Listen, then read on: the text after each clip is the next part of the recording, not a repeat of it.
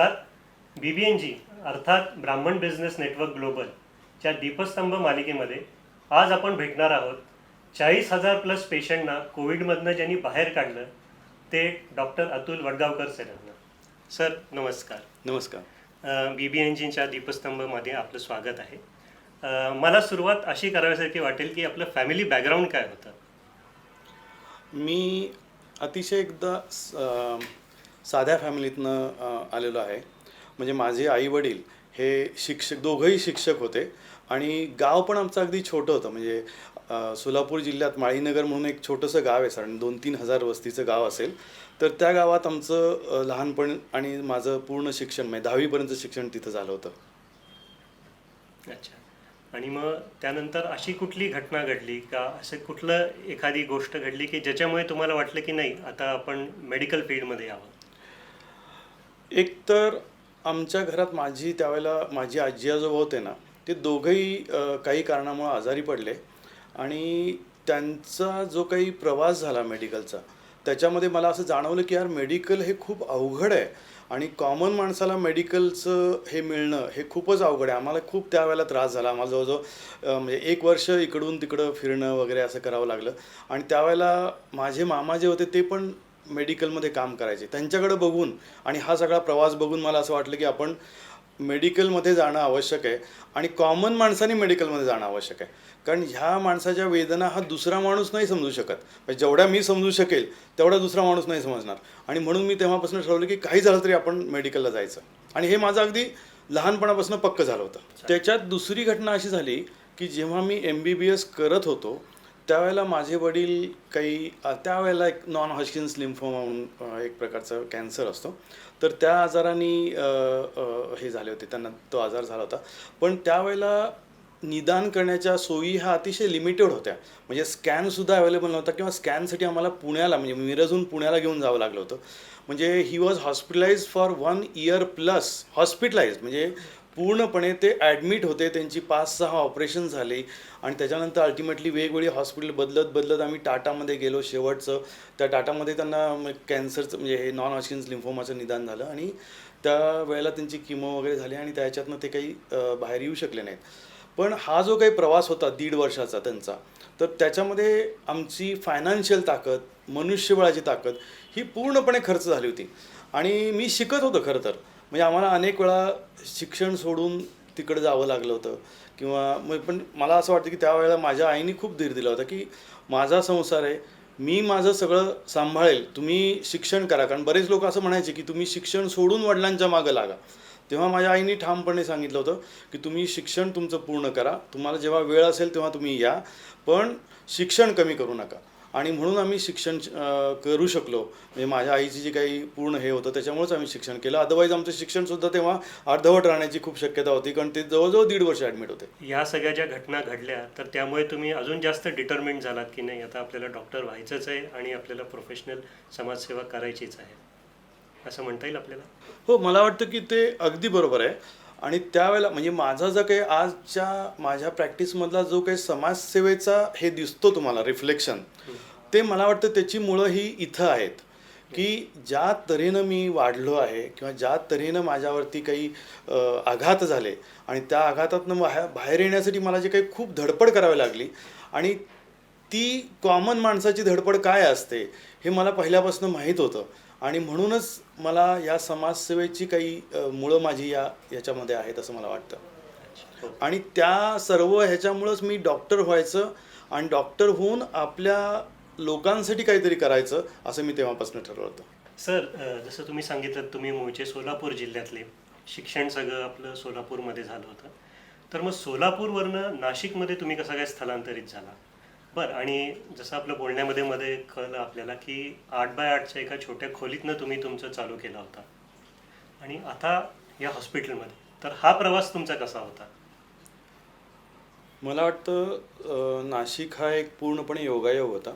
म्हणजे त्यावेळेला इथं नागजी हॉस्पिटल होतं आणि जेव्हा माझं MD पूर्ण झालं तेव्हा मी काही सुपर स्पेशालिटी म्हणजे इकोकार्डिओग्राफीचं शिक्षण घेण्यासाठी मुंबईला गेलो होतो. आणि योगायोगानं असं होतं की ह्यांना एक फुल टाईमवर फिजिशियन हवा होता की ज्याला इकोकार्डिओग्राफी पण यायला पाहिजे असं होतं. आणि त्यावेळेला हा थोडासा अवघड प्रश्न होता की म्हणजे इको करणारा फिजिशियन मिळणं. तर मी त्यांच्या क्रायटेरियामध्ये बसत होतो. तर त्यामुळं तिथं मी फुल टाईम फिजिशियन म्हणून इथं आलो नागजी हॉस्पिटलला त्यावेळेला. आणि मी त्यांचं इको डिपार्टमेंट, ICU डिपार्टमेंट, कारण हे नॉर्थ महाराष्ट्रातलं पहिलं ICU होतं त्यावेळेचं, म्हणजे 1990 साली. आणि म्हणजे नॉर्थ महाराष्ट्रातला कुठलाही तसा क्रिटिकल सिरियस पेशंट हा this use to come to Nagji hospital. आणि मग I use to see him as a ICU consultant there. तर तशी माझी सुरुवात झाली. आणि त्या लोकांनी मला रेसिडेन्शियल अकोमोडेशन दिलं होतं आणि पगार दिला होता. आणि मला असं वाटतं की तेवढी माझी रिक्वायरमेंट होती त्यावेळेला, की दोन्ही गोष्टी त्यांनी दिल्या. त्यामुळं मी इथं आल्यानंतर मी जवळजवळ 1.5-2 वर्ष फुल टाईम सर्व्हिस केली त्यांच्याकडं. त्यावेळेला माझ्या असं लक्षात आलं की अरे डॉक्टर म्हणून आपण काहीतरी स्वतःचं करणं आवश्यक आहे. आणि असं जर करत म्हणजे सर्व्हिसमध्ये राहिलो तर आपण कदाचित सर्व्हिसमध्येच राहू शकतो. म्हणून मी एक छोटंसं आता कन्सल्टिंग चालू करणं त्यावेळेला खूपच, आता माझी जर बॅकग्राऊंड विचार केला आणि हे जर तुम्हाला माहिती आहे आता की it was very very very difficult for Nashik. आणि ते त्याच एरियात पाहिजे. मग तिथं मला एका डॉक्टरांच्याच कन्सल्टिंगमध्ये मी एक छोटी जागा, मी गेलो होतो त्यांना भेटायला एकदा, तेव्हा मी असं बघितलं की यार ती छोटी जागा वेस्ट आहे त्यांच्याकडे, ती काही वापरत नाहीत कोपरा. त्यावेळेला मी त्यांना कन्व्हिन्स केलं की या कोपऱ्यात मी माझं कन्सल्टिंग काढतो. तर ते म्हणे की असं कसं काय शक्य आहे. मी म्हणलं ठीक आहे, तुम्ही काही हे करू नका, तुमच्या किल्ल्या तुमच्याकडे ठेवा, मला तुमचं काही नको आहे, तर तुम्ही फक्त मला तेवढी जागा वापरायला द्या. तर मग ते त्यांनी मान्य केलं. आणि त्याच्यामुळं मी खरोखरीच म्हणजे माझं पहिलं 55 स्क्वेअर फीटचं एक्झॅक्टली माझं कन्सल्टिंग होतं. आणि ते सिग्नलवरती होतं. आणि त्याच्यापासून मी सुरुवात केली. त्याच्यानंतर मी म्हणजे मला एक छोटं हॉस्पिटलची गरज होती. आता हॉस्पिटल करणं हे तर त्यावेळेला इम्पॉसिबल. मग आम्ही एक सोसायटीमध्ये एका बिल्डरला भेटून जागा मिळवली. आता सोसायटीत जागा मिळवली म्हटल्यानंतर त्याचे काही लिमिटेशन्स होते, पण त्याच ह्याच्यावरती आम्ही चालू केलं. आणि त्यावेळेला असं होतं की माझा एक 5-6 हजार रुपये महिन्याचा खर्च होता त्या ह्याच्यासाठी मेंटेनन्सचा. तर मला हॉस्पिटल जर चालू ठेवायचं असेल तर मला माझ्या मेंटेनन्सची प्रोव्हिजन असायला पाहिजे. कारण मी नवीन होतो इथं, माझ्याकडे पेशंट येणार का नाही हे पण मला माहीत नव्हतं, किंवा कदाचित एक पण येणार नाही पेशंट. मग त्यावेळेला मी धुळ्याला एक इकोकार्डिओग्राफीच्या ह्याच्यासाठी जायचो महिन्यातनं एकदा. आणि ते कसं असायचं की मी शनिवारपर्यंत इथं काम करायचो आणि शनिवारी रात्री पेपर टॅक्सीने, कारण कसं शनिवारी रात्री उशीरपर्यंत काम असायचं, म्हणजे 10-11पर्यंत राऊंड वगैरे घ्यायचं आणि हे करून रात्री ती पेपर टॅक्सी गावकरीची निघायची 12 वाजता. तर त्या पेपर टॅक्सीने निघायचो मी आणि सकाळी 6 वाजता साधारणपणे ती धुळ्याला पोचायची. तर मी धुळ्याला पोचल्यानंतर तिथं डॉक्टर पटवर्धन म्हणून रेडिओलॉजिस्ट आहेत, तर त्यांच्याकडे मी जाऊन इको करायचो दर महिन्याच्या 3ऱ्या रविवारी. आणि साधारणपणे आम्ही 50-60 इको करायचो त्यावेळेला एका दिवसाला. आणि सकाळी म्हणजे गेल्यापासून ते चालू करायचं, ते रात्री 11पर्यंत काम करायचं. जेवढे काही रिपोर्टिंग होतील तेवढे रिपोर्टिंग करायचे. जर समजा नाही झालं तर इथं यायचं, इथं येऊन दुसऱ्या दिवशी परत रिपोर्ट करायचे. आणि जाण्या येण्यासाठी काही आम्हाला व्हेकल नव्हतं, त्यामुळं आयदर पेपर टॅक्सी किंवा ST यांनीच प्रवास करायचा. पण तो मला गरजेचा होता, कारण माझं जेव्हा इथं हॉस्पिटल चालू झालं तेव्हा त्याला पॅरलल इन्कम, म्हणजे हॉस्पिटल जर नाही चाललं तर काय, म्हणून त्याचं एक मला हे करण्यासाठी म्हणून ते मी चालू केलं होतं. एक दुसरा सोर्स असावा आणि आपल्या इथं प्रॅक्टिस चालेल नाही चालेल. कारण त्यावेळेला म्हणजे तसं अवघड होतं ॲक्च्युली की म्हणजे नाशिकमध्ये यायचं दुसऱ्या गावाहून, बरं इथल्या म्हणजे दुसऱ्या गावाचा म्हणल्यानंतर तो थोडा स्पिरिट असतो, लोकांमध्ये तेवढं ॲक्सेप्टन्स नसतो सुरुवातीला. त्यामुळं त्या सगळ्या गोष्टीला मला फेस प्रत्येक क्षणी करावं लागलं. आणि हे करत करत मग मी माझं छोटं हॉस्पिटल केलं. छोट्या हॉस्पिटलचं मग म्हणजे त्याचं अजून एक फ्लॅट असं करत करत मी फ्लॅट्स केले. खरं तर त्याची अशी स्टोरी आहे की ज्यांचे फ्लॅट्स होते ते म्हणले की डॉक्टर तुम्ही असं करा की तुम्हाला 4 फ्लॅट्स हे शेजारी आहेत, तुम्ही इथं घेतल्यानंतर मी दुसऱ्या कोणाला देऊ शकत नाही, तर तुम्ही आजच मला सांगा की तुम्ही 4ही घ्याल आणि तुम्ही आज त्याप्रमाणे आज पैसे नका देऊ मला, पण त्या फ्लॅटची कमिटमेंट द्या, फक्त पैसे तुम्हाला पाहिजे तेव्हा द्या. पण मी तेव्हा म्हणलं अरे नाही मला आता तर काही गरज नाही, मला तेवढे 2 फ्लॅट असले की बास झाल्या. तर मग ते म्हणले की बघा तुम्ही नंतर तुम्हाला जास्त पैसे देऊन मी हेच फ्लॅट देईन. तर मी म्हटलं मान्य आहे मला. तर असं करत मी 4 फ्लॅट्स घेतले. प्रत्येक वेळेला मी जास्त पैसे देऊन घेतले, पण मध्ये कमिट नाही केलं की बाबा मी फ्लॅट घेईल, कारण मला ते शक्य नव्हतं, म्हणजे it was not possible for me. आणि आपल्याजवळ ते शक्य मला असं वाटायचं की यार जर माझ्याकडे उद्या पेशंट नाही आला तर मला काय म्हणजे I have to go on the roads असं होऊ शकतं. त्यामुळे प्रत्येक गोष्ट विचार करूनच आम्हाला करावी लागली, म्हणजे कुठलीही गोष्ट असो आयुष्यात. आणि तीच सवय आतापर्यंत कायम लागलेली आहे. मग म्हणून आम्ही पेशंटच्या बाबतीत जेव्हा आम्ही खर्च करायला लावतो त्यांना किंवा त्यांना इन्व्हेस्टिगेशन करतो, तेव्हा आम्ही ह्या पूर्ण गोष्टीचा अभ्यास, म्हणजे त्याच्यामागं विचार असतो की बाबा ह्याला अननेसेसरी खर्च नको करायला. कारण खर्च करणं म्हणजे काय, हे आम्हाला सगळ्यात मोठा प्रॉब्लेम होता आयुष्यात, की बाबा खर्च करायचा म्हणजे प्रॉब्लेम आहे आपल्याला. बरं. तर त्यामुळं आम्ही ज्या ह्याच्यातनं वाढलो तसेच संस्कार आमच्यामुळे झाल्यावरती पेशंटना पण आम्ही तोच न्याय दिला होता. आणि त्यामुळे मला वाटतं पेशंटमध्ये ॲक्सेप्टन्स खूप वाढला. नक्कीच सर, नक्कीच. ह्याच्यावरूनच मला एक पुढचा प्रश्न विचारायचा आहे की जो जनरली बिझनेसमॅनला येतो, की एखादी अशी सिच्युएशन किंवा अनेक सिच्युएशन एकदम येणं की ज्याच्यामध्ये तो माणूस पूर्ण पॅनिक होऊन जातो. पॅनिक झाल्यानंतर त्याला आपण हे काय करतोय, हा बिझनेस कशाला करतोय, हे आपण सगळं सोडून द्यावं असं वाटतं. 2019-20च्या साली आपल्याला कोविड पॅन्डेमिक आलेला होता. तेव्हा तर अख्ख्या जगभरात त्यांनी थैमान मांडलेलं होतं. एवढी ती पॅनिक सिच्युएशन होती की लोक अक्षरशः सैरावैराहून इकडे तिकडे धावत होते. जो कोण जे काय सांगेल त्याप्रमाणे अंमलात आणत होते. कोण डॉक्टर त्यांना ट्रीटमेंट द्यायला भेटत नव्हतं. अशा वेळेला तुम्ही एक दीपस्तंभ म्हणून कणखर माणूस त्या पेशंटच्या मागे उभं राहून जवळजवळ तुम्ही 40,000 पेशंटना तुम्ही ट्रीट केलं आहे. आणि नुसतं ट्रीट नाही, त्यांना मानसिकही आधार दिलेला आहे तुम्ही. तर ही सिच्युएशन तुम्ही अगदी आत्ताच्या भाषेमध्ये म्हणायचं तर कूल, काम आणि कंपोज्ड ह्याच्याप्रमाणे कशी हँडल केली. तुम्ही असे काय एथिक्स किंवा असे काय नॉर्म्स पाहिले, हे प्रत्येक बिझनेसमॅनला नक्कीच जाणून घ्यायला आवडेल. मला वाटतं की खरं सांगायचं ना तर पॅन्डेमिक हे साधारण 100-150 वर्षातनं येतं. म्हणजे आता मागचं पॅन्डेमिक जे आहे ते 100 वर्षापूर्वी की त्याच्या आधी सन 1910 साली आपल्या इकडे काही प्रमाणात प्लेग पॅन्डेमिक होतं. पण म्हणजे आपल्या आत्ताच्या कुठल्याच माणसाने पॅन्डेमिक हे पाहिलेलंच नाही आहे. हे पॅन्डेमिक म्हणजे काय, की जगात सगळ्या मोठ्या जगात ॲट अ टाईम खूप जास्त येणं हे काही आपण कधी बघितलेलंच नाही आहे. त्यामुळं आमच्या मेडिकलच्या बाबतीत जरी बोलायचं झालं तरी आमच्याकडे काही जे काही SOPs असतात ना, कुठल्याही आजाराचे SOPs असतात की कसं ट्रीटमेंट द्यायची. तसं पॅन्डेमिकमध्ये कशी ट्रीटमेंट द्यायची ही काही SOP मला वाटतं की तशी काही नाही आहे. आणि त्याच्यामुळं तुम्ही जे म्हणतात की प्रत्येकजण वेगवेगळी ट्रीटमेंट देत होता, प्रत्येकजण वेगवेगळं काहीतरी करत होता, त्याला जसं योग्य वाटतं त्याला तसं हे होतं तसं तो करण्याचा प्रयत्न करत होता. तर मला असं वाटलं की पॅन्डेमिक ही अशी गोष्ट आहे की जेव्हा एका वेळेला लाखो पेशंट्स निर्माण होत आहेत आणि आपण कितीही मोठी यंत्रणा तयार केली, म्हणजे मेडिकलची कितीही मोठी यंत्रणा तयार केली तरी हे शक्य नाही की त्यांना आपण सगळ्यांना ॲडमिट करून ट्रीटमेंट देऊ. शक्य नाही. कारण भारताच्या लोकसंख्येचा विचार केला आणि तयार होणाऱ्या पेशंटचा जर विचार केला आणि आपण जर त्यांना ॲडमिट करायचं असं ठरवलं तर आपण केवढं मोठं इन्फ्रास्ट्रक्चर करायला पाहिजे. आणि हे कधीच शक्य नाही. म्हणजे फक्त पॅन्डेमिकसाठी इन्फ्रास्ट्रक्चर एवढं मोठं तयार करणं हे आत्ता तरी आपली कॅपॅसिटी नाही आहे. त्यामुळं अशी काहीतरी सिस्टीम असायला पाहिजे की ज्या वेळेला आपण ह्या लोकांना घरी राहून ट्रीटमेंट करणं आवश्यक आहे. मग ती घरी राहून कशी असेल, मग ती फारच पेशंट सिरियस असेल तर तो तुमच्याकडे येईल, औषधं घेईल, इंजेक्शन घेईल आणि घरी राहील. पण तुम्ही ह्या सगळ्या लोकांना ॲडमिट करून त्यांच्यावरती नजर ठेवणं, त्यांना पूर्ण व्यवस्थित ट्रीटमेंट देणं हे मला तरी वाटतं की इट इज नॉट पॉसिबल. आणि मला पहिल्यापासून हे असं होतं की हे शक्य नाही आहे. म्हणजे हे जे टास्क आहे हे मॅमॅथिक टास्क आहे आणि हे आपण म्हणजे आत्तापर्यंत आपण तसं केलेलंच नाही आहे. म्हणजे आपली क्लिनिक्स तशी डिझाईन नाही आहेत, आपली हॉस्पिटल तशी डिझाईन नाही आहेत. कारण हा इतका इन्फेक्टिव्ह आजार आहे की हा फटाफट पसरत जाणार आहे. म्हणजे तुम्ही करण्याचा प्रयत्न केला तर तुम्ही स्वतः सफर होणार आहे आणि तुम्ही जर हँडिकॅप झाला, तुम्ही जर सफर झाला तर you cannot treat the patient.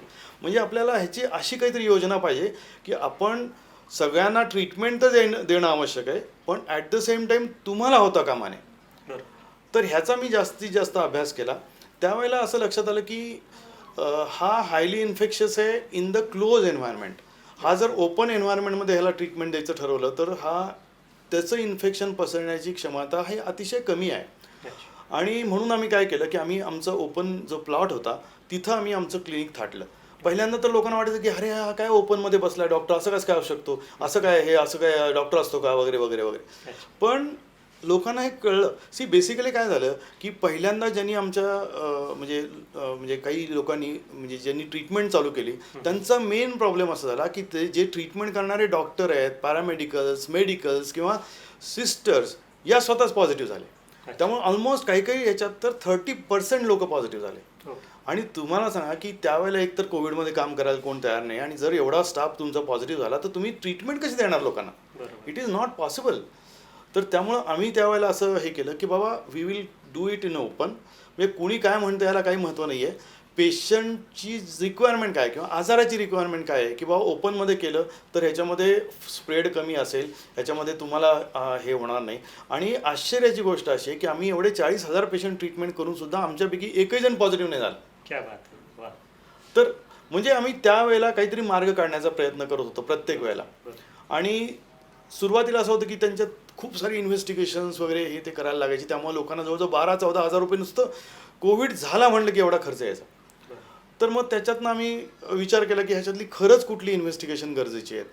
तर मग आम्हाला असं लक्षात आलं की म्हणजे त्याच्यात खूप सारी इन्व्हेस्टिगेशन, मला I don't want to go in to details of it, पण मला असं वाटतं की मी CBC, CRP आणि एक्सरे चेस्ट या 3 गोष्टीवरती आम्ही हे ट्रीटमेंट देऊ शकतो असं मला वाटलं.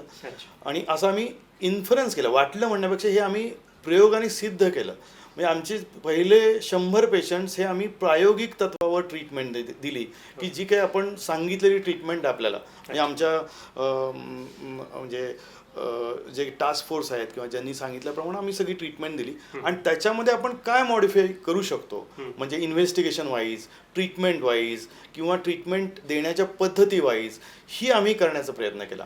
तर त्यामुळे ह्या पहिल्या 100 लोकांना आम्ही फार केअरफुली ऑब्झर्व केलं, त्यांचं घरी काय होतं आहे, त्यांचं काय हे आहे ते. आणि त्यामुळं आम्ही काय केलं की आमची एक SOP सॉर्ट ऑफ तयार केली की ज्याच्यामध्ये आम्ही ट्रीटमेंट पूर्णपणे यशस्वीरित्या देऊ शकतोय. आणि त्यावेळेला आम्ही फक्त CBC, CRP आणि एक्सरे चेस्ट याच्यामुळं काय झालं की लोकांचा खर्च जो काही 12,000 मी सांगितलं तुम्हाला आता, त्याच्यात एक स्कॅन असायचा, त्याच्यामध्ये म्हणजे D-डायमर असायचं, त्याच्यामध्ये बाकीच्या सगळ्या महत्त्वाच्या टेस्ट असायच्या, खूप साऱ्या टेस्ट असायच्या. तर त्या सगळ्या आम्ही इलिमिनेट केल्या. त्याच्यामुळं अगदी कमी खर्चात आम्ही लोकांना ट्रीटमेंट देऊ शकलो आणि यशस्वीरित्या देऊ शकलो. त्याचप्रमाणे आम्ही लोकांच्यामध्ये एक भीती होती की त्यावेळेला बाबा ॲडमिट करणं आवश्यक आहे. आता जर तुम्ही जसं आपण म्हटलं की याचा सगळ्याचा आपली सामाजिक परिस्थिती, आर्थिक परिस्थिती, आपली पॉप्युलेशन आणि डिसीज याचा सगळ्याचा विचार केला तर आपण कधीही झालं तरी त्यावेळेला लोकांना ॲडमिट करून ट्रीटमेंट देणं हे आपल्यासारख्या देशाला शक्यच नाही आहे अशा एवढ्या मोठ्या बिकट परिस्थितीत. तर त्यांना घरी राहून ट्रीटमेंट देणं आणि ती कशी करता येईल याच्यावरती आम्ही जास्तीत जास्त विचार केला, त्याच्यावरती आम्ही कॉन्सन्ट्रेट केलं. आणि त्याच्यामुळं मला वाटतं की जास्तीत जास्त लोकांमधली जी भीती होती की करोना झालं की बाबा मला असं करावं लागेल, मला एवढं खर्च येईल, मला असं होईल, ॲडमिट केल्यानंतर मी कदाचित बरा होईन, कदाचित नाही होईन, मला दुसरं डायबिटीस होईल, मला दुसरे काय आजार येतील, अमकं ती सगळी निघून गेली. आणि त्याच्यामुळं नाशिक जे काही नंबर 1, नंबर 2, नंबर 3ला होतं ऑल द टाईम. म्हणजे 21 म्हणजे मार्च एप्रिलची गोष्ट आहे की त्यावेळेला तर Nashik was number 1 in India आणि that time India was number 1 in the world. So Nashik was number 1 in the world that particular day. आणि that was a big event. आणि मग त्यानंतर जर तुम्ही विचार केलात की त्यावेळेला आम्ही जवळजवळ दिवसाला म्हणजे आम्ही काय करायचो, आमचं क्लिनिक सकाळी 6 वाजता चालू व्हायचं, रात्री 11पर्यंत आमचं क्लिनिक असायचं. आणि आम्ही तिथं बाहेर अनेक म्हणजे डॉक्टरांची टीम तयार केली, डॉक्टरांची, डायग्नॉस्टिक्सची, मेडिकल सगळ्या लोकांना एकत्र करून आम्ही सगळी टीम तयार केली आणि जास्तीत जास्त लोकांपर्यंत पोहोचण्याचा प्रयत्न केला. आम्ही दिवसाला साधारण 500 ते 800 पेशंट बघायचो नॉर्मली. आणि there are days when we have cross 1000 patients a day. आणि सगळ्यात महत्त्वाचं की ह्याचं प्रत्येक पेशंटचं रेकॉर्ड आम्ही ठेवलेलं आहे.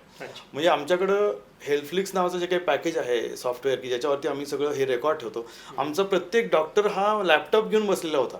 म्हणजे एवढी जरी गर्दी होती, there was difficulty in getting the laptops that time. It was very difficult to get the laptop. तरी पण आम्ही लॅपटॉप प्रोक्युअर केले होते. आम्ही वेगवेगळ्या हे एजन्सीला हे करून आम्ही लॅपटॉप प्रोक्युअर केले होते. आणि प्रत्येक माणसाकडे लॅपटॉप होता, प्रत्येक पेशंटचं रेकॉर्ड होतं. आणि त्या रेकॉर्डमुळंच आम्ही मला वाटतं आमच्या ट्रीटमेंटवरती आमचा कॉन्फिडन्स होता. पहिल्यांदा बरेच त्याच्यामध्ये काही हे होतं की बाबा लोकांचे असं म्हणणं की बाबा ह्याच्यातनं लोक सिरियस होत आहेत, ह्यांचं असं होतं आहे, तसं होतं आहे. पण मला वाटतं की ज्या वेळेला जेव्हा नंबर वाढला तेव्हा लोकांच्या लक्षात आलं, सगळ्या लोकांच्या लक्षात आलं की बाबा this is the way of treatment. आणि तुम्ही त्याच्यानंतर जर बघितलं असेल तर WHOने पण हे मान्य केलं की हीच ट्रीटमेंट योग्य आहे, बाकीच्या सगळ्या संस्थांनी मान्य केलं. आणि आता त्याच्यानंतर जेव्हा 3री वेव आली तेव्हा हार्डली एनीबडी वॉज ॲडमिटेड किंवा आता कोणी ॲडमिट नाही होत आहे. म्हणजे ॲडमिट करून ट्रीटमेंट करणं हा विषय नव्हता. तर त्यामुळं मला वाटतं की तो हळूहळू लोकांना मान्य झाला, सगळ्यांना मान्य झाला. आणि जे काय आम्ही ट्रीटमेंट केली त्याच्यामध्ये मॉर्टॅलिटी रेट अत्यंत कमी, म्हणजे जवळजवळ निग्लिजिबल होता. ह्याच्यामध्ये एका संस्थेने मला जवळजवळ 100 ऑक्सिजन कॉन्सन्ट्रेट दिले. आम्हाला त्यावेळेला लक्षात आलं की बाबा मेन काय आहे याच्यामध्ये, की ऑक्सिजन देणं आहे. तर ऑक्सिजन देणं हे हॉस्पिटलमध्येच राहून करायला पाहिजे असं नाही, कारण आपण करू शकत नाही आहे तसं. म्हणून आम्ही हे ऑक्सिजन कॉन्सन्ट्रेटर्स 100 ऑक्सिजन कॉन्सन्ट्रेटर्स आम्ही जवळजवळ 500 लोकांमध्ये वाटले होते आणि घरी राहून त्यांना ट्रीटमेंट दिली होती. आणि हे 500 क्रिटिकल इल पेशंट्स आहेत. आणि हे जे लोक आहेत हे म्हणजे ह्याचं रेकॉर्ड माझ्याचबरोबर त्या संस्थेकडं पण आहे. म्हणजे असं नाही की मी एकटा म्हणतोय, पण त्या संस्थेलाही माहिती आहे की त्यांचे 500 लोक हे 100% बरे झालेले आहेत. त्याचबरोबर मी इथं शाहू महाराज खैरेबरोबर पण काम केलं होतं. त्यांच्याकडे आम्ही ऑक्सिजन सेंटर काढलं होतं आणि तिथं पण आम्ही 500पेक्षा जास्त लोकांना ट्रीटमेंट दिली. आणि 500 हे तिथं जे असं ज्यांच्याकडे घरी ट्रीटमेंटला शक्य नाही आहे, ज्यांना आयसोलेशन शक्य नाही आहे किंवा ज्यांना ऑक्सिजन घरी राहून मिळत नाही आहे, अशा लोकांना आम्ही तिथं ऑक्सिजन दिला. आणि त्याच्यामध्ये पण मॉर्टॅलिटी रेट ऑलमोस्ट 0% आहे. म्हणजे त्यातल्या हार्डली 1-2 पेशंटला आम्ही हॉस्पिटलमध्ये शिफ्ट केलं जस्ट फॉर द व्हेंटिलेशनसाठी म्हणा किंवा काय. म्हणजे ऑलमोस्ट मॉर्टॅलिटी रेट हा अतिशय कमी होता. पेशंटचं बरं होण्याचं प्रमाण जास्त होतं आणि पेशंटला लागणारं औषधाचा खर्च अत्यल्प होता, ट्रीटमेंटचा खर्च अत्यल्प होता आणि पेशंट घरी राहून बरे होत होते. त्यामुळे लोकांचा माझ्यावरतीचा विश्वास वाढत गेला. आणि मला असं वाटतं की कुठलीही परिस्थिती निर्माण झाली की तुम्ही पॅनिक कशाला होता ना. सी बेसिकली तुम्हाला नॉलेज आहे. जर तुम्ही कोणताही एंटरप्रिन्युअर आहात किंवा तुम्ही एक पर्सन आहात त्यातले, तर तुम्हाला नॉलेज आहे. तुम्ही रेट्रोस्पेक्ट करा. तुम्ही तुमच्या ह्याच्यामध्ये विचार करायला लागा की बाबा ही परिस्थिती निर्माण झाली, कशामुळे निर्माण झाली आहे, ह्याचे प्रोज काय, ह्याचे कॉन्स काय, म्हणजे ह्याच्यावरती मी मात करायचं असेल तर मला काय काय करावं लागेल. आणि हे जेव्हा आपण करतो कुठल्याही परिस्थितीमध्ये, तेव्हा आपल्याला उत्तर त्याचं मिळू शकतं. जर आपण सगळ्यांसारखं घाबरून जर त्याच्या मागं लागलो की नाही होणार, सगळं सगळं खूप प्रॉब्लेम आहे, मला पण होईल, आता मी म्हणजे अनेक डॉक्टरांनी असं ठरवलं होतं की बाबा आपण काम नाही करायचं किंवा कित्येक लोक 6 महिने काम पण करत नव्हते. पण मी पहिल्या दिवसापासून काम करत होतो. एवढंच नाही तर माझा मुलगा जर्मनीमध्ये ऑर्थोपेडिक्समध्ये रिसर्च फेलोशिप करत होता त्यावेळेला. पहिल्या लाटेच्या वेळेला असं लक्षात आलं की यार मेडिकलच्या ह्याच्यामध्ये खूप प्रॉब्लेम आहे आणि आपल्या इथं सिव्हिल हॉस्पिटलमध्ये सिव्हिल कोविडमध्ये कामच नाही करत आहे कोणी, म्हणजे डॉक्टर नाहीच आहे तिथं. तर मी त्याला रिक्वेस्ट केली की तुझं ज्ञान जे आहे ते तू जर्मन लोकांसाठी वापरतोयस, त्याच्याऐवजी तू इथं ये. तर त्यांनी जवळजवळ 3 लाखाची नोकरी सोडून तो 6 महिन्यासाठी इथं आला नाशिकमध्ये. आमच्याबरोबर काम केलं त्यांनी. आणि त्याचबरोबर त्यांनी सिव्हिल कोविडमध्ये 6 महिने काम केलं.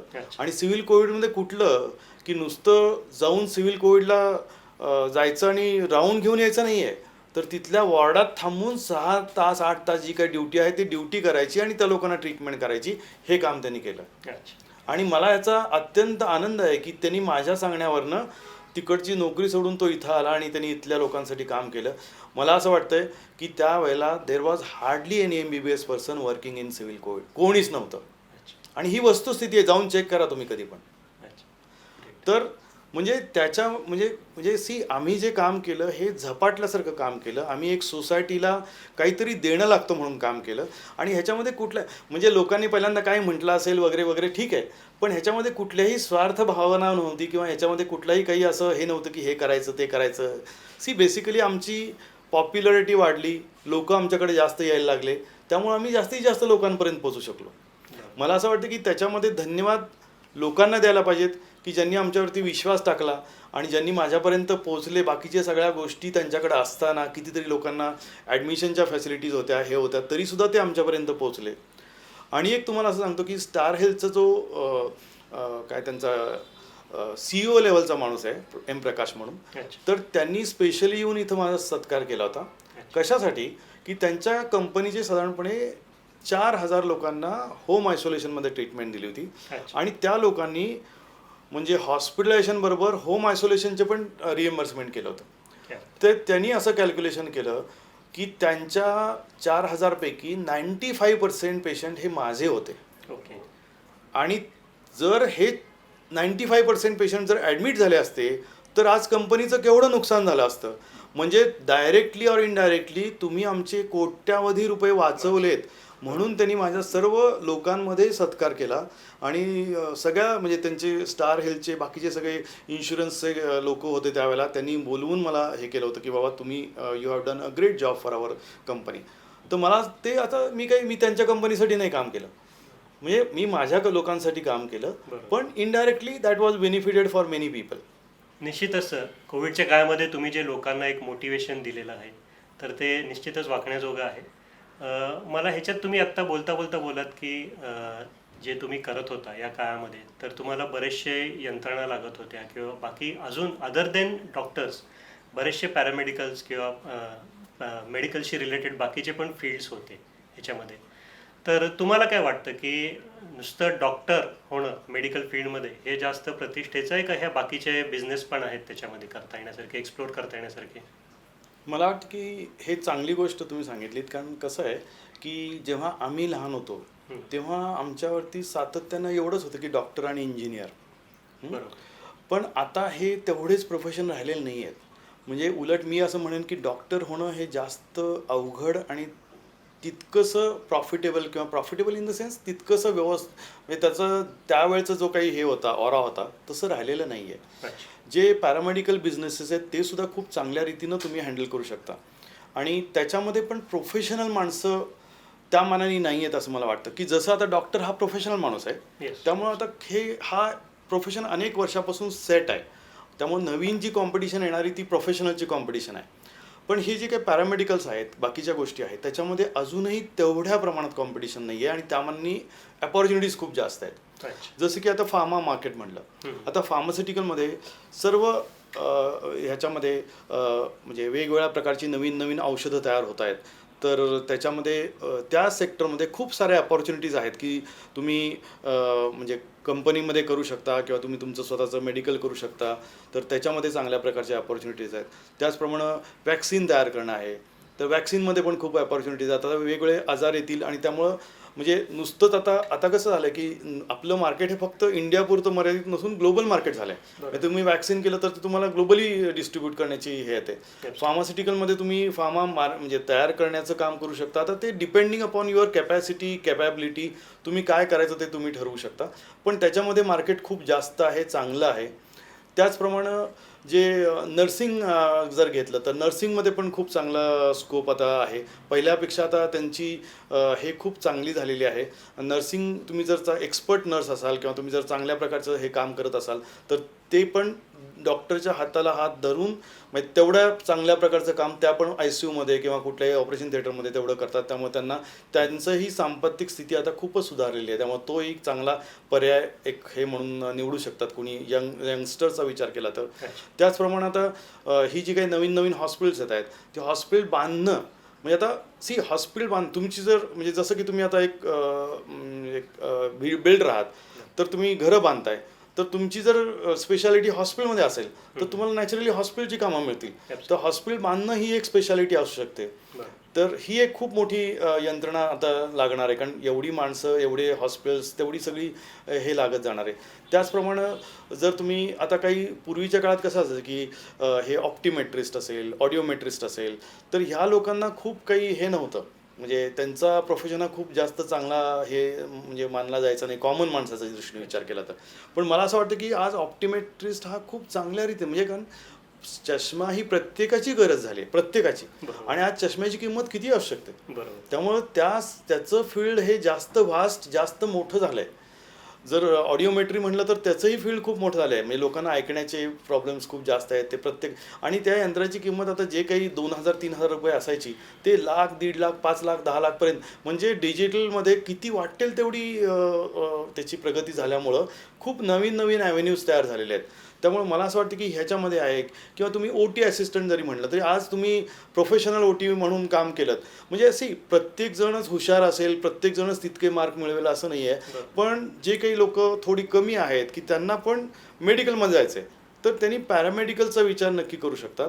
म्हणजे ह्या ज्या काही OT असिस्टंट आहे समजा तर तो एका ठिकाणी येऊन एक ऑपरेशन केलं त्याच्यानंतर परत दुसरीकडे जातो, तो दुसरं ऑपरेशन करतो, तिसरीकडे जातो. म्हणजे तो ॲज गुड ॲज डॉक्टरसारखंच तो म्हणजे OT to OT हिंडतो. आणि हे आता इथं ऑलरेडी आपल्या इथं एस्टॅब्लिश्ड आहे गेल्या अनेक वर्षापासून. तर अशाही प्रकारच्या सर्व्हिसेस करू शकता. परफ्युजनिस्ट म्हणतात, म्हणजे जेव्हा आम्ही बायपास करतो त्यावेळेला जे लागतं त्याला परफ्युजनिस्ट म्हणतात. तर तशाही टाईपचे काही जॉब्स असू शकतात. तर त्यामुळं मला तरी वाटतं की जसं की हॉस्पिटलला लागणारं लिनन हे खूप मोठी अपॉर्च्युनिटी आहे. मी म्हणजे काल एक भाषणामध्ये बोललो होतो की म्हणजे कसं आहे की ह्याच्यामध्ये कुणी स्पेशालिस्ट नाही आहे. म्हणजे इवन नाशिकचा विचार केला तर there is no specialist in that.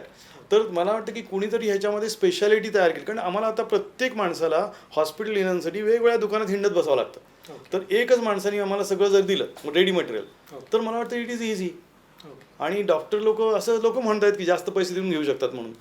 तर मला वाटतं की ती एक चांगली अपॉर्च्युनिटी होऊ शकते. केटरिंगमध्ये खूप चांगली अपॉर्च्युनिटी होऊ शकते, कारण केटरिंगमध्ये तुम्ही जर हॉस्पिटल स्पेशलायझेशन केलं आणि न्यूट्रिशन हे प्रत्येक माणसाचा विचार करून न्यूट्रिशन देत असाल आणि ही एक मोठी चेन तयार केली की वेगवेगळ्या हॉस्पिटलला फक्त न्यूट्रिशन पुरवणं, म्हणजे सकाळ संध्याकाळचा डबा देणं, ही एक मोठी अपॉर्च्युनिटी होऊ शकते. हॉस्पिटल कॅन्टीन चालवणं ही एक अपॉर्च्युनिटी होऊ शकते. त्यामुळं असं हॉस्पिटल म्हणजे डॉक्टर हा एकच अपॉर्च्युनिटी नाही आहे. आणि हॉस्पिटल मेंटेनन्सची खूप कामं असतात की जसं की लिननचं मेंटेनन्स असेल किंवा प्लंबर असेल किंवा कार्पेंटर असेल, इलेक्ट्रिकल असेल, तर अशा प्रकारची पण हॉस्पिटलला लागणारी काही यंत्रणा असते की त्याची रेग्युलर आणि हॉस्पिटलला कसं असतं की माझी ओटी बंद ठेवून मला नाही चालत, मला त्या क्षणाला तो हे करावं लागतं. तर त्यामुळं हॉस्पिटलला ही जर कोणी एफिशियंटली सर्व्हिस देऊ शकलं तर मला वाटतं की that can also be one of the opportunity for the people, म्हणजे यंग पीपल. आणि त्यांनी हा कुठल्याही प्रकारचा ह्याच्यामध्ये कमीपणा न मानता त्याच्यामध्ये काम करायला पाहिजे. ही एक खूप चांगली अपॉर्च्युनिटी, खूप चांगले पैसे देणारी, खूप चांगला स्टेटस देणारी अपॉर्च्युनिटी होऊ शकते. अच्छा, ग्रेट सर. म्हणजे नुसतं डॉक्टर होऊनच आपल्याला लोकांना सर्व करता येतं असं नाही आहे, तर डॉक्टरशी म्हणजे मेडिकल फील्डशी रिलेटेड एवढे पण सगळे बिझनेस आहेत की ज्यांना वाटतं की नाही I should support a doctor, the yes definitely there are opportunities in that also. So thank you very much sir की तुम्ही एवढे एक्सप्लोअर केलेले हे पण सांगितलेत आपल्याला. सर दुसरं मला अजून एक विचारायचं आहे आपल्याला की मेडिकल फील्ड ही जनरली स्ट्रेसवाली फील्ड असते, तर ह्याच्यामध्ये वेंट काढायसाठी किंवा आपण जसं म्हणतो तुम्ही बरेचशा वेळेस सांगितलं पण आहे की सोशल कॉजेस तुमचे भरपूर चालतात, तर त्याच्याविषयी थोडंसं आम्हाला जरा सांगितलं तर बरं पडेल. नाही, मला असं वाटतं की मला जो काही रिलीफ मिळतो म्हणजे या सगळ्या म्हणजे स्ट्रेसफुल ॲज यू सेड की हा पेशंटचं हे झालं, हे झालं, ते झालं, ते झालं, तर सगळ्यात जास्त ह्याचा जो रिलीफ मिळत असेल किंवा ह्याचा जो हे आहे तर तो मला वाटतं की सोशल वर्क हा सगळ्यात. सोशल वर्क हे आम्ही रोजच्या रोज तर करत असतो. जसं की मी आता ओपीडीत आहे, अनेक लोकांना बघतो, त्यांच्याशी बोलतो. खूप लोक माझ्याशी फक्त त्यांच्या घरच्या समस्या सांगण्यासाठी येतात. अच्छा. हां, they feel that doctor is my doctor, म्हणजे तो मला सगळं सांगणार आहे आणि मला माझ्या कुठलाही साध्यातल्या घरचा जरी प्रॉब्लेम असेल, माझ्या सुनेचं भांडण झालं तरी तो त्याच्यावरती उपाय काढणार आहे. अच्छा. तर त्यामुळं ते जे काही एक बॉन्डिंग असतं ते डॉक्टरचं असणं गरजेचं आहे असं मला वाटतं. आणि ते माझं खूपच्या पेशंटशी आहे तसं. खूप म्हणजे लोक आपल्याला म्हणजे त्या दृष्टीनं माझ्याकडे येतात किंवा म्हणजे चांगल्या दृष्टीनं आपण त्यांना गाईड करू शकतो. त्याचप्रमाणे मला वाटतं की आपण यंग जनरेशनसाठी काहीतरी करू शकलो तर तो एक म्हणजे जेव्हा माझ्या मुलांना चांगल्या कॉलेजेसमध्ये ॲडमिशन मिळाली तर त्यावेळेला मी असं ठरवलं की आपण जर जे काही आपण मुलांसाठी केले संस्कार ते जर आपण दुसऱ्या लोकांच्या मुलांसाठी पण आपण केले तर त्याही मुलांना आपण वर काढू शकतो. म्हणून मी एक इथं हे चालू केलं, हॉस्टेल चालू केलं. आणि hostel is not a hostel, it's my extended family. म्हणजे त्या मुलांचं सगळं मीच करतोय. आणि त्यांना म्हणजे म्हणजे 15 दिवसातनं 8 दिवसातनं त्यांची मीटिंग घेऊन त्यांचं गायडन्स करणं, कोण काय करतंय, कोणाला किती मार्क पडले हे करायचं आणि त्यांना पुढं जाण्यासाठी आपण गायडन्स करायचं. आता या मुलांचं कसं असतं की ते अगदी खेड्यातनं आलेले असतात, त्यामुळे त्यांना त्यांच्या घरात तेवढं त्याचं हे नाही आहे, शिक्षणाबद्दलचं महत्त्व किंवा नक्की ह्यांनी काय करायला पाहिजे, मुलांनी काय करायला पाहिजे हे त्यांना कळत नाही. तर हे जर आम्ही त्यांना सांगितलं, आमच्या इथं आम्ही लायब्ररीची व्यवस्था केलेली आहे. म्हणजे मुलं तुम्ही आता जर बघितलं ना तर मुलं आत्तासुद्धा लायब्ररीत असतील बसलेली. तर मुलांना कंटिन्युअस लायब्ररीत अभ्यास करणं, त्याचप्रमाणे त्यांना शारीरिक कष्ट म्हणजे हे करणं आवश्यक आहे. तर त्याच्याबद्दलचं पण आम्ही हे करत असतो. तर आम्ही त्यांच्याबरोबर मी तर रोज सायकलिंगला जातो त्यांच्याबरोबर. तर म्हणजे ही मुलं म्हणजे माझी एक्सटेंडेड फॅमिली आहे. म्हणजे त्यांच्याबरोबर मी वावरत असतो. आणि तुम्ही जसं म्हणता की स्ट्रेस झाल्यानंतर काय, तर हे माझं उत्तर आहे. स्ट्रेस झाल्यानंतर मी जर त्यांच्यामध्ये गेलो तर माझा स्ट्रेस लगेच निघून जातो. तर अशा टाईपचे काही आपण जर सोशल ॲक्टिव्हिटीज केल्या तर त्याच्यातून नक्कीच ही आपल्याला स्ट्रेस कमी करणारी ॲक्टिव्हिटी असू शकते. आम्ही एक आयुष्यमान म्हणून स्कीम चालवली होती. ही स्कीम मी गेल्या 20 वर्षापूर्वी चालू केली. 20 वर्षापूर्वी. आता 20 वर्षापूर्वी कोणाला आयुष्यमान कर म्हणलं तर ही एक प्रिव्हेंटिव्ह हेल्थ चेकअपची स्कीम आहे. तर लोकांना असं वाटायचं की यार अरे डॉक्टरवरती आपण उपकार करतो, आयुष्यमान करतो म्हणजे. पण लोकांना हळूहळू कळायला लागलं की आपण आजार झाल्यानंतर डॉक्टरकडे गेलो तर आपल्याला लागणारा वेळ, आपल्याला लागणारा खर्च आणि आपला होणारा नुकसान ह्याचा जर विचार केला तर आपण जर प्रिव्हेंटिव्हली डॉक्टरकडे गेलो तर अगदी कमीत कमी खर्चामध्ये आपण पूर्णपणे आजारातनं बाहेर येऊ शकतो. कारण कुठलाही आजार म्हणजे इवन कॅन्सर जरी म्हणला तरी स्टेज 1ला असताना cancer will be recoverable, completely recoverable, almost सगळे कॅन्सर्स. किंवा कुठलाही आजार अगदी कमी स्वरूपात असताना, मग तो कमी स्वरूपात असताना निदान कसं होईल? आता तुम्ही तर काही डॉक्टर नाही आहेत किंवा तुम्हाला कळत नाही बरेचसे आजार तुम्हाला झालेले असताना.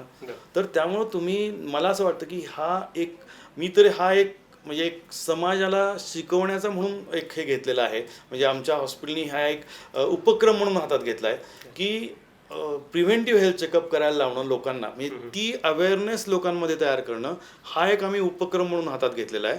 आणि त्याच्यामध्ये आम्ही म्हणजे लोकांना शिकवतोय की बाबा तुम्ही हे केल्यानंतर तुम्हाला काय फायदा होतो, तुम्ही कुठं करा ह्याला काही महत्त्व नाही आहे, पण तुम्ही वर्षातनं एकदा तुमची पूर्ण चेकिंग करा. आणि त्या चेकिंगमध्ये आणि तुम्हाला आश्चर्य वाटेल, रोज मी कमीत कमी 2 अँजिओप्लास्टीज आयुष्यमानच्या असतात माझ्या. म्हणजे आयुष्यमानला आलेल्या लोकांना की ज्यांना आपल्याला माहीत नाही की मला हार्टचा आजार आहे, पण अशा लोकांना स्ट्रेस पॉझिटिव्ह येते, त्यांना काही सिम्पटम आम्हाला दिसतात की ज्यांना हार्टचा प्रॉब्लेम होऊ लागणार आहे, तर त्यांना आम्ही डिटेक्ट केलेलं आहे. आणि त्यांना आता डायबिटीसचं प्रमाण तर ह्या कोरोनानंतर खूप जास्त वाढलं आहे, म्हणजे कोविडनंतर डायबिटीस होण्याचं प्रमाण खूप जास्त वाढलं आहे. तर त्यामुळं लोकांना कळत नाही की आपल्याला डायबिटीस झाला आहे, तुम्हाला कसं काय कळणार आहे? म्हणजे खूप सिम्पटम येतील, that time it is a late stage. तुम्हाला खूप सिम्पटम आले आणि मग तुम्ही डॉक्टरकडे गेलात आणि त्याच्यासाठी हे केलं. पण जर तुम्ही प्रिव्हेंटिव्ह चेकअप ठेवलात, तुम्ही रेग्युलर चेकअप केला, तर तुम्ही अगदी आणि काही 2 तास वेळ लागतोय आणि किरकोळ पैसे लागतात, म्हणजे त्याला काहीच विशेष नाही. आणि तुम्ही त्यातनं इझिली तुमचं काय जे डायग्नोसिस आहे, आणि जर डॉक्टरनी तुम्हाला बघितलं आणि समजा तुम्हाला काहीच नाही निघालं समजा, तर केवढा मोठा रिअश्युरन्स आहे. म्हणजे उद्या तुम्ही कामाला डबल वेगाने काम करू शकता की यार मला काही नाही आहे आणि मी माझं आता हे प्रोजेक्ट करणार आहे, माझं ते प्रोजेक्ट करणार आहे, जे काय असेल ते. निश्चितच. म्हणजे ह्याचा मला खूप लोकांचा, म्हणजे माझ्याकडे असे अनेक लोक आहेत आता आफ्टर 20 इयर्स की जे दरवर्षी येऊन हेल्थ चेकअप करतायत, त्यांना त्याचं महत्त्व कळलेलं आहे आणि त्याच्यासाठी आम्ही खूप काम करण्याचं ठरवलं आहे आणि ऑलरेडी करतोय. तर हे जसं आम्ही सोशल वर्क करतोय तसं आम्ही नेचरमध्ये जाण्याचं, नेचरशी एकरूप, जसं तुम्ही म्हणता की तुम्ही अजून काय करतात किंवा काय तुम्हाला व्हॉट इज युअर म्हणजे जेव्हा तुम्ही खूप जास्त स्ट्रेसफुल होता तेव्हा काय करता, तर मी इथं एक फार्म तयार केलं आहे. आणि हे फार्म एक जस्ट स्ट्रेस रिलीफ फार्म आहे, म्हणजे काहीच नाही तिथं, फक्त आणि फक्त प्लांटेशन केलेलं आहे. माझ्याकडं सागाची जवळजवळ मी 600पेक्षा जास्त सागाची झाडं लावली आहेत, जी 20 वर्षापेक्षा जुनी आहेत आणि खूप मोठी वाढलेली आहेत. म्हणजे आज तुम्ही जर नुसत्या सागाखाली गेलात आणि त्या पूर्ण म्हणजे चक्कर मारली तिथं, म्हणजे माझ्याकडे हजारो प्लांट्स आहेत, हजारो प्लांट्स. आणि they are producing rich oxygen. म्हणजे मला असं हे वाटतं की तुम्हाला तिथं गेल्यानंतर जाणवतं की यार इथली हवा काहीतरी वेगळी आहे. म्हणजे तिथं जाऊन तुम्ही अर्धा तास थांबलात ना तरी तुम्ही रिज्युनेट होऊन येता इकडं परत. म्हणजे त्याच्यासाठी वेगळं काही, म्हणजे माणसानी स्वतःच हुडकून काढायला पाहिजे की काय करायचं मला, म्हणजे माझा स्ट्रेस आहे मान्य आहे. आणि लोकांनी कसं केलं की बाबा म्हणजे खूप काही पार्ट्या करण्यासाठी हे करायचं ते करायचं, माझ्याकडं असं पार्ट्या करण्यासाठी म्हणून आम्ही नाही केलेलं ते. म्हणजे it is mainly the nature आणि फुल ऑफ नेचर. म्हणजे पूर्ण सगळी झाडी लावलेली आहे, फुलं झाडी. आणि त्याला तुम्हाला गेल्यानंतर तुम्हाला तो जो नेचर फील आहे तो 100% मिळणार. तुम्हाला जो कामनेस पाहिजे किंवा तुम्हाला जो स्ट्रेस रिलिव्हिंग पाहिजे तो 100% मिळणार. म्हणजे तसं करण्याचा मी प्रयत्न केला आहे आणि त्याच्यातून माझा स्ट्रेस जो आहे तो मी कमी करण्याचा प्रयत्न करतो. आणि अनेक लोकांनी, तुमच्यासारख्या मित्रांनी मला मदत केली आहे आणि ह्याच्यातनंच आम्ही आमची काही नवीन धोरणं ठरवतो किंवा पुढं जातो आहे. त्यामुळं माझ्या सगळ्या लोकांनी जे काही माझ्यावरती प्रेम केलं आहे आजपर्यंत, भरभरून प्रेम केलं आहे माझ्या पेशंटनी माझ्यावरती, त्याच्यामुळंच मला वाटतं की हे मला शक्य झालं की हे मला इथंपर्यंत त्यांच्याशी सोबत करता आली, त्यांची काही मदत करता आली आणि पुढं जाता आलं मला आयुष्यात. निश्चितच सर, तुम्ही जसं म्हटलं तुम्हाला भरभरून तुमच्या पेशंट्सनी प्रेम दिलं आहे, तर नुसतं पेशंट्सनंच नाही सर, बऱ्याचशा संस्था आणि ह्यांचं पण आम्हाला जाणवलं. कारण आम्ही जेव्हा तुमच्या हॉस्पिटलमध्ये येत होतो तेव्हा तुमच्या दोन्ही बाजूला वेटिंग एरियामध्ये एवढे सर्टिफिकेट्स आणि एवढे काय ॲप्रिसिएशन लेटर्स आहेत की लोकांचं प्रेम त्याच्यातनं सुद्धा कमी पडतं की काय असं वाटतं, एवढं तुम्हाला प्रेम, एवढं तुम्हाला आशीर्वाद आणि दुवा मिळालेले आहेत सर. सो तुम्ही निश्चितच त्या बाबतीत लकी आहात की तुम्हाला एवढं सगळं मिळालं आहे. सर, आपण एक्सटेंडेड फॅमिलीबद्दल बोललो, तुमच्या इथल्या फॅमिलीबद्दल बोललो ॲज अ डॉक्टर म्हणून, पण तुमची जी प्रॉपर फॅमिली आहे तर त्याच्याबद्दल आपला काही विषयच झाला नाही. How is there support and motivation for you? मला असं वाटतं की कुठल्याही माणसाला जर सक्सेस व्हायचं असेल तर त्याच्या फॅमिली सपोर्टशिवाय he cannot be successful man. तर माझी मिसेस जी आहे ती गायनॅकोलॉजिस्ट आहे आणि ती सिव्हिल हॉस्पिटलमध्ये पण तिनं काही वर्ष गायनॅकची सेवा दिलेली आहे. आत्ता जेव्हा कोविड होतं तेव्हा सगळं सोडून ती पण आमच्याबरोबर बसली होती आणि तिनं पण लोकांना चेक करण्याची आणि लोकांना हे करण्याची सेवा आमच्याबरोबर केलेली आहे. जसं मी म्हटलं की माझा दुसरा मुलगा डॉक्टर आहे की जो KEMमधून पासआउट झाला आहे. त्यांनी पण तिकडचं सोडून इथं येऊन माझ्याबरोबर काम केलं, सिव्हिल कोविडमध्ये काम केलं आणि त्यांनी पण हे केलं. मुख्य माझा जो एक मोठा मुलगा आहे तो actually he is a engineer by. हां. आणि तो IITian आहे, IIT पवईतून पासआउट झालेला आहे. तो ॲक्च्युली आता लंडनला असतो, पण त्यावेळेला तो इथं होता. त्यांनी पण आम्हाला खूप मदत, म्हणजे कसं असतं की हे जे काही सगळं तयार करणं होतं, म्हणजे माझं मी कसं ॲप्रोच व्हायला पाहिजे या आजाराला, ते मी घरी जाऊन डिस्कस करायचो सगळ्या लोकांशी की बाबा हे त्यांचं नॉलेज, त्यांचं टेक्निकल नॉलेज, माझी सून आहे, तर ह्या लोकांचं जे काही नवीन नॉलेज आहे की आम्ही जसं म्हटलं की या 40,000 लोकांचं आम्ही सगळं रेकॉर्ड ठेवलं किंवा हे सगळं केलं, तर हे मला शक्य नव्हतं कारण माझं काही तेवढं नॉलेज नाही आहे. तर ह्या सगळ्यांच्या नॉलेजमुळं आम्ही इतक्या लोकांना त्यांच्या अपॉइंटमेंट्स देणं, त्यांचं सगळ्यांचं रेकॉर्ड ठेवणं, त्यांचं सगळ्या गोष्टी करणं, हे आम्हाला ह्या सगळ्यांचा सपोर्ट लेवल असल्यामुळं ते आम्ही करू शकलो असं मला वाटतं. निश्चितच सर, तुम्ही जे म्हटलं त्याच्यावरून एक रफ कन्क्लुजन आपल्याला असं काढता येतं की not only one person but it's a team which guides you, which leads you towards it. तुमचा सगळा स्टाफ तुमच्याबरोबर पाहिजे, तुमची फॅमिली तुमच्याबरोबर पाहिजे, की जे एक बिझनेस सक्सेसफुल करायला खूप महत्त्वाचं ठरून जातं आपल्याला. मला असं वाटतं की इथं म्हणजे नुसतं फॅमिली नाही तर माझे जे काही स्टाफ मेंबर आहेत ना, ह्यांनी पण खूप हे केलं, कारण त्यावेळेला कोविडमध्ये काम करायला कोणी तयार नव्हतं.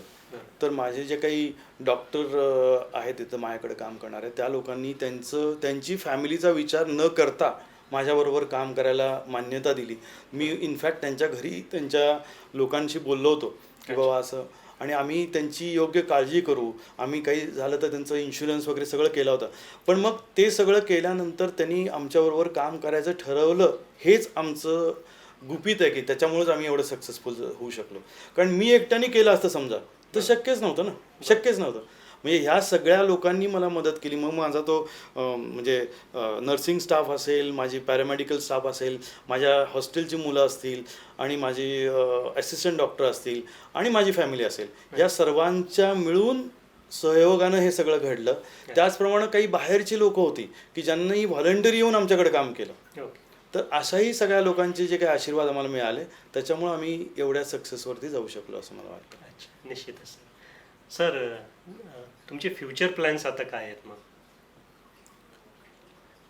मला वाटतं की याच्यामध्ये म्हणजे मेडिकल ह्याच्यामध्ये मला असं वाटतं की दिवसेंदिवस जर विचार केला ना तर मेडिसिन हे खूप महाग होत चाललं आहे, आणि it is beyond the approach of the common man खरं जर विचार केला तर त्यामुळं लोकांमध्ये आपण जर असं त्यांच्यामध्ये प्रिव्हेंटिव्ह जर आपण निर्माण केलं की बाबा तुम्ही म्हणजे तुमच्या शरीराची रचना अशी असायला पाहिजे की तुम्हाला तो आजार व्हायलाच नाही पाहिजे, याच्यासाठी कष्ट करा, याच्यासाठी काम करा. जे मी माझ्या हॉस्टेलच्या मुलांमध्ये किंवा माझ्या मुलांमध्ये इन्कल्ट्रेट केलं की बाबा तुम्ही प्रिव्हेंटिव्ह काम करा, म्हणजे होण्याच्या आधी तुम्ही काम करा, प्रिव्हेंटिव्ह हेल्थ चेकअप्स करा, आणि तसं जर केलं तर डॉक्टरकडे येण्याची शक्यतो तुम्हाला वेळ देऊ नका. आणि तसं केलं तर तुम्हाला, कारण कसं आहे की आज जर तुमचा एक माणूस आजारी असेल तर अख्खं घर आजारी पडतं. तुमचा पैसा, तुमचा वेळ हे जर काय तुमचं वाचवायचं असेल तर तुम्हाला स्वतःला फिटनेसकडे जास्तीत जास्त लक्ष द्यायला पाहिजे. आणि त्याच्यावरती काम करण्यासाठी पण मी काम करतो आहे की लोकांमध्ये त्याचे अवेअरनेस करण्यासाठी मी स्वतः जातो आणि मी लोकांमध्ये पण तो अवेअरनेस करण्याचा प्रयत्न करतो आहे. आजच्या या आपल्या इंटरव्ह्यूमध्ये नुसतं मलाच नाही तर माझ्याबरोबर इथं असलेल्या सहकाऱ्यांना, माझ्या टीमला, सगळ्यांना मेडिकल फील्डबद्दल एक वेगळी दिशा पण मिळाली आणि मेडिकल फील्ड एक्झॅक्टली काय असतं सध्याच्या पिरियडमध्ये ते पण कळालं. So thank you very much for that, जे आम्हाला एनलाइटमेंट केलं तुम्ही. आणि माझ्याबरोबर जे बाकीचे बिझनेसमॅन किंवा बाकीचे जे लोक आहेत जे हे बघणार आहेत, त्यांना निश्चितच ह्याच्यातनं इन्स्पिरेशन मिळेल आणि यातनं छोट्या छोट्या गोष्टी का होईना पण ते आपल्या आयुष्यात बदल करून किंवा आपल्या आयुष्यात इम्प्लिमेंट करून त्याचा नक्कीच त्यांना फायदा होईल. So sir, thank you very much for your नमस्कार, इंटरव्ह्यू. नमस्कार. Thank you very much.